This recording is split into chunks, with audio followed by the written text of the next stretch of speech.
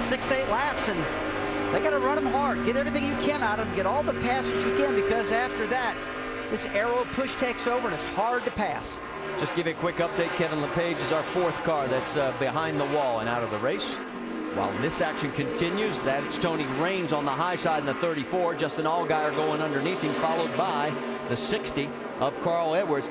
And that is for position. Let's get an update on the 60. David. When they came into pit, they were loose into the corner and tight through the center of the corner. They made a wedge adjustment, and then they tugged on that right front fender a little bit to try to massage that just a little bit. You know how perfect those fenders want to be to get the perfect aerodynamic flow through the racetrack here. So they tried to do a little work on that and get Carl back out. So Carl, right now, as he continues to try and move his car back forward, is 8th position. Stephen Wallace right there behind him. Justin Allgaier in 7th, right in front of him. We saw that 66 car gain spots on pit road, and he's got a good car too. How about a battle for 3rd place right now? You got Brad Keselowski going underneath the 62 of Brendan Gaughan. And he takes the position. Remember, Gaughan last pitted on lap 17, Keselowski on lap 32, so he's got the fresher tires. And he is checking out on him. Nothing has changed up front. Kyle Busch leads by 0.8 of a second. There he goes. 2nd place, Greg Biffle, as he rallies back from that early damage. And Keselowski, Gaughan, and Trevor Bayne. There goes the Carl Edwards machine underneath the Allgaier. And now you've got Joey Logano right on the fender there, and they touch. Moves Allgaier up the racetrack and opens the door for Stephen Wallace and Paul Menard. Yeah, and then Menard looks like he's going to go door to door with him down into the corner. Still hanging on. Allgaier trying to limit the damage here, and it looks like he's going to hold on to the spot. It's like Joe Logano got into the 12 car, Justin Allgaier, just a little bit. Got him up the racetrack, and Andy got to believe that Allgaier was going, hey, man, what's up with that? I didn't do anything. Did a good job of recovering, though, and maintaining the spot here. Yeah, he did. He did a great job out there.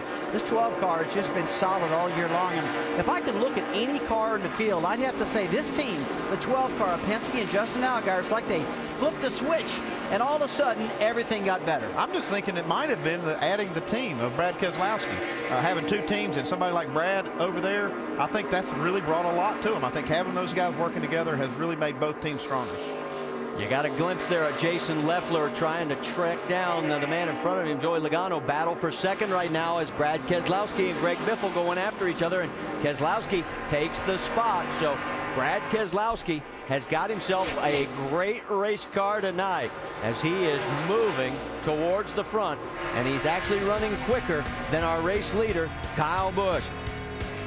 Verizon Wireless customers, text champion to 43776 for exclusive champion chats.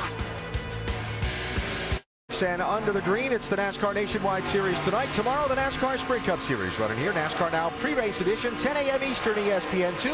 And we'll wrap it up on Monday with our NASCAR Now Roundtable at 7 Eastern, that on ESPN2. Drag racing, the O'Reilly NHRA Spring Nationals this weekend, qualifying tomorrow at 10:30 Eastern, final Sunday at 8 Eastern on ESPN2. And then next weekend it's on to Texas. And the fast mile and a half for the Nationwide Series on the air Saturday at 3 Eastern on ESPN2. That is our ESPN Motorsports calendar. So we're just past a quarter distance in tonight's race. Story has been one of a couple of twists of plot. Kyle Busch led the opening 17 laps of the race, pitted under the first caution, kicked him back to 24th in line. He charged toward the front, then under the second caution at lap 30. All the other guys who didn't stop on the first caution came in. Brad Keselowski led them off pit road. He restarted 10th. He is charged up to 2nd, and we are now at lap 52, working 53. And a gap of 1.7 seconds between 2nd place Keselowski and the leader, Kyle Busch. So as we are at that 1/4 point, let's get you up to speed on what some of the front runners are saying. Jamie, you've got the leader. Well, that would be Kyle Busch. What an eventful night it has been in this short 53-lap stint so far tonight. He's in the same car that he wrecked here in the fall, but this team loved it so much they rebuilt it and brought it back and said it's their best short track car. Tonight it's been great. They just made a mistake perhaps early on and came in early, got off pit sequence and worked his way back up. It all played out and he's still your leader. Behind him, Brad Keselowski. He was so excited before he got in his race car. He said he has had a brand new race car at every track this year except one. That includes boots tonight. He said this car was so good, barely made any changes. He said this could be the one that gets us our first victory for Penske tonight. Dave? Jamie, on that first caution, Greg Biffle pitted. And remember, he spent a long time on pit road. They were fixing the left front valence of that 27 car. You can see the red tape there discoloring the left front of that car just a little bit. They had a hole. They ran over something. They wanted to get that fixed to give Greg good aerodynamic flow here at Phoenix. Jamie? Joey Logano behind him, a little loose. They made a track bar adjustment. He said the car is good now. He does have a little bit of a fender rub after getting together with that 12 car. Dave? Guys, next in the order is the 60 of Carl Edwards. When they stopped on that stop, we talked about what they did to that race car to try to make it better. A little loose in the tight center of 3 and 4.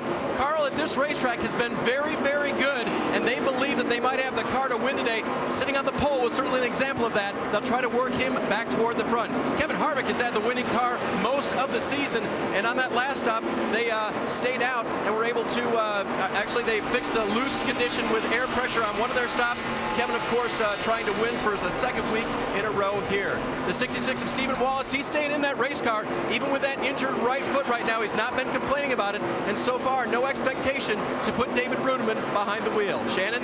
Justin Allgaier looking like a veteran out there today. He started 7th in this race, been in the top 10 all race long. The car is free. The team is telling him just to hang on, that as the track tightens, the car will as well. There's lots of racing to go for this number 12 car. Dave?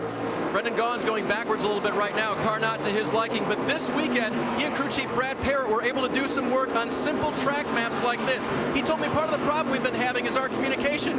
I would describe the corner in several different ways than my crew chief was. And so when they started talking about that, they found even out some of their terminology was not the same. They got it corrected, so now, for instance, when he says, I'm a 4 loose, Brad Parrott knows exactly what that is. They're 32 of Reed Sorensen reporting that the left front is hopping in that race car going into turn 1. He's made the move from position 20 to position 10 since the restart. This car, very good, like we told you, before the start of tonight's race. Alan? All right, David, thank you. So there are updates on the top 10 in the race at this point as we run working the 59th lap of the 200. Now, remember the story about Clint Boyer, who earlier stopped on the racetrack at lap number 30 and brought out the second caution of the race. Boyer got the car fired up, got it going again. He has resumed competition, except that he's running a pretty good ways back in the field, 37th place, 1 lap down. Now, for more on what happened to that 21 car and what they did to fix it, let's swing over to our Craftsman Tech Garage and Tim Brewer. Tim? Thanks, Alan. Hey, the batteries are not located under the hood of these cars. They're located right here in front of the left rear wheel. Some of the guys carry 2 batteries on the cars, and they have a switch down by the seat. The other guys, you have to switch the batteries manually. Take the battery out, reaffix the bracket here. But what Andy Petrie and I were talking about, this is the kill switch that we were talking about. When you kill this switch right here, you kill the power to the ignition system. Therefore, it's a safety deal. When it throws it down, you actually cut the ignition off in case of throttle sticks. But these are all precautions to keep NASCAR drivers safe. Alan? All right, Tim, thanks. So Boyer's car back under power, and again, a lap down in 37th position. Kyle Busch leads Brad Keselowski by 2.1 seconds as we work the middle stages of tonight's 200-miler in the Valley of the Sun.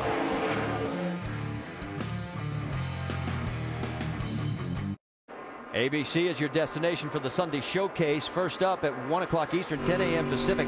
The top 2 teams in the East go head-to-head as Dwight Howard and the Orlando Magic take on LeBron James and the Cavs. Then at 3:30 Eastern, it's the Lakers and Portland. NBA Sunday showcase on ABC. Coverage begins at 12:30 Eastern with GMC Sierra NBA Countdown.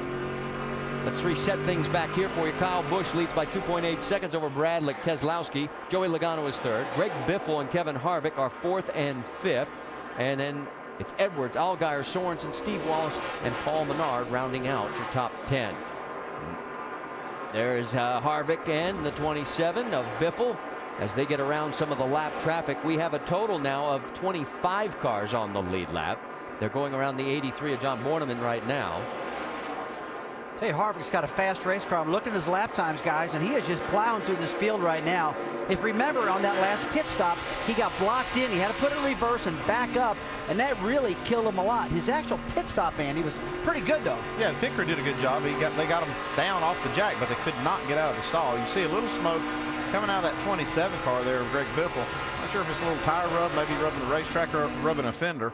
Well, we might get a better view here as Harvick has cleared him. So now move Kevin up to the 4th position.